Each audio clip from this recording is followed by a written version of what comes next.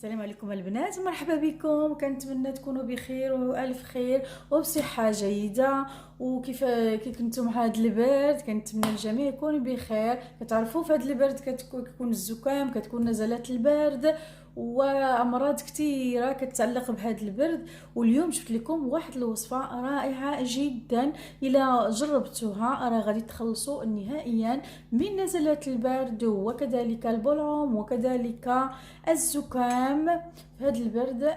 كنتمنى تجربوها، راه كتجي رائعه وفعاله، وهي من الطب البديل او التداوي بالاعشاب صحيه وجيده وعندها فوائد كثيره، خصوصا ان مكوناتها فيها كما كتشوفوا فيها مكونات صحيه وطبيعيه وموجوده في كل بيت. يلا غادي نبداو وغادي نقول لكم المقادير ديال هذه الوصفه. غادي نحتاجو فيها حامض، ليمون حامض، وغادي نحتاجو فيها عسل حر، وغادي نحتاجو فيها زنجبيل او سكنجبير طري، وغادي نحتاجو فيها الخرقوم او الكركم طبيعي مطحون على اليد. دابا غادي نبداو وغادي نوريكم الطريقه هو غادي ناخذ كل هذه العناصر مع هذا العسل، يعني غادي ناخذ زنجبيل مطحون ولا مقطوع طريفات صغار، وغادي نديروا طريفات ديال الحامض مقشر ومعلقه ديال الخرقوم، وغادي نضيفوا في هذا الكاس هذا الكبير، وغادي نضيفوا له الماء سخون وغادي نخليهم مده 5 دقائق حتى يرتاحوا شويه. وديك الساعه نزيدوا لها معلقه ديال العسل ونشربوها. دابا غادي نبداو. شوفوا دابا معايا الطريقه. غادي نحيدوا القشره الليمون، هي كتجي شويه مره، نحاولوا نحيدوا ليها القشره ديالو، نقطعها طريفات صغار.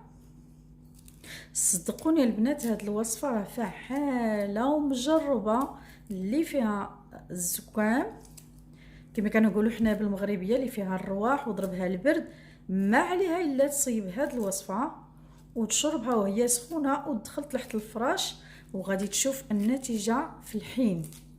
فهمتي؟ كتقطعي هكا ليمونه في الكاس، فوالا كنزيدوا ليها ملعقه ديال الخرقوم او الكركم، ونزيدوا ليها زنجبيل مبشور او مقطع قطع صغيره هكذا. وغادي نجيبوا دابا ماء سخون وغادي نزيدوا عليها، غادي نزيدوا عليها ماء طايب عفوا بهذا الشكل،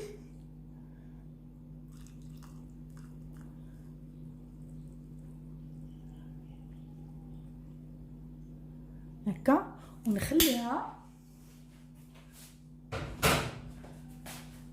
وغادي نخليها ترتاح بضع دقائق او 5 دقائق حتى تبرد شويه، وغادي نرجع لكم باش نوريكم الطريقه النهائيه. هيا ديال البنات الوصفه ديالنا. غادي نحركوا شويه باش تنسجم العناصر ديالها. هي ديال دابا راه ارتاحت واحد 5 دقائق. غادي نزيدوا ليها كما كتشوفوا ملعقه من العسل الحر، العسل الطبيعي الحر، فوالا. غادي نخلطوا مزيان،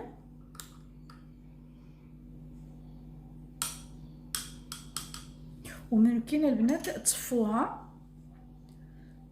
غادي تصفيوها وغادي تشرب،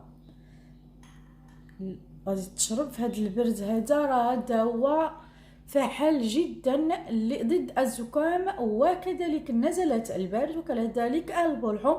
غادي تجربوها وغادي تفكروني فيها، وبالشفاء للجميع. اتمنى تشاركوا في القناه وتفعلوا الجرس باش يوصلكم كل جديد ديال القناه، وتبارطاجيو الفيديو مع صديقاتكم باش تعم الفائده وكتاخذوا الاجر، لان هذا راه دواء فعال لنزلات البرد جيد جدا. نتمنى تجربوه، وخصوصا اللي مريض دابا غادي يمشي دابا تنوضي وتصيبيه وتشربي وتجلسي في الفراش واحد نص ساعه ولا ساعه مغطيه وسخونه، راه غادي تشوفي النتيجه وغادي تنتهي معايا.